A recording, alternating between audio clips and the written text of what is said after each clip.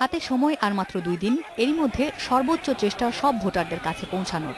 ঢাকা উত্তর ও দক্ষিণ সিটি নির্বাচনের প্রার্থীরা তাই এখন নাওয়া খাওয়া ভুলে সকাল থেকেই নেমেছেন পথে।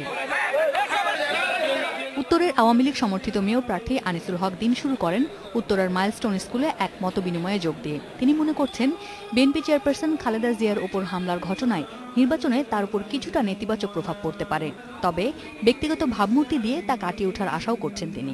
যারা এই কাজটি করেছেন খুবই অন্যায় কাজ করেছেন, কোন দল করেছে আমি জানি না, কিন্তু পরোক্ষভাবে আমাকে অনেকে বলেছেন যে সরকার পক্ষের দল করেছেন। আমি মনে করি এটা আমার ভোটের জন্য একটু বিরূপ প্রভাব পড়তে পারে। উত্তরের বিএনপি সমর্থিত প্রার্থী তাবিথ আওয়াল প্রচার শুরু করেন মহাখালী এলাকা থেকে, পরে তেজগাঁও ও মোহাম্মদপুর এলাকায়ও যান তিনি। তার অভিযোগ, আইন শৃঙ্খলা ব্যবস্থা পুরোপুরি ভেঙে পড়েছে, ভোট কারচুপির সব পথ সরকার পরিষ্কার করছে বলেও অভিযোগ করেন তিনি।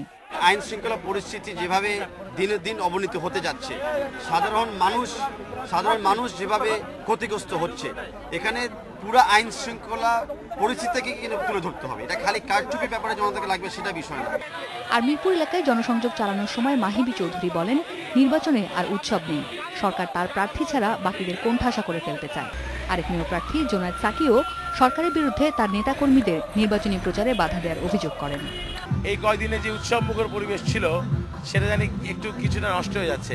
গতকাল থেকে আমাদের কর্মীদের উপর আক্রমণ শুরু হয়েছে, বিভিন্ন জায়গায় আমাদের ব্যানার পুড়িয়ে দেওয়া হচ্ছে, পোস্টার কেটে বস্তায় ভরা হচ্ছে, বোঝা যাচ্ছে সরকার আসলে ভয় পেয়ে গেছে। সুষ্ঠু নির্বাচনটা হবে কিনা সে নিয়ে কিন্তু জনমনে ব্যাপক সংশয় রয়েছে, কেননা যে ধরনের ইতিমধ্যে পেশি শক্তির মহড়া চলছে এবং নির্বাচন কমিশন যে ধরনের সিদ্ধান্ত ক্ষেত্রে একটা তাদের নানান রকম পরিবর্তন আমরা দেখতে পাচ্ছি।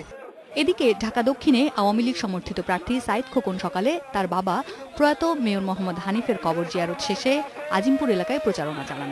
আমার নামে কোনো মামলা মোকদ্দমা নাই, কোনো ঝামেলা নাই, ঝাঁকি নাই। আমি যদি নির্বাচিত হই, আল্লাহ রাব্বুল আলামিন যদি সেই তৌফিক দান করে, আমি প্রথম দিন থেকে আমি কাজ শুরু করতে পারবো।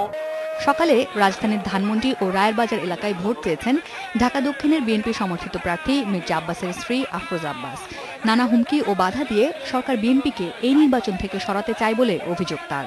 নির্বাচনের সুষ্ঠু পরিবেশ তো নেই, সরকার তো চাচ্ছে যে এরকম হামলা টামলা করে সবাইকে ভীতি করে একটা পরিস্থিতি সৃষ্টি করিয়ে নির্বাচন যাতে আমরা বয়কট করি, এটা কোনোভাবেই সম্ভব না ইনশাআল্লাহ।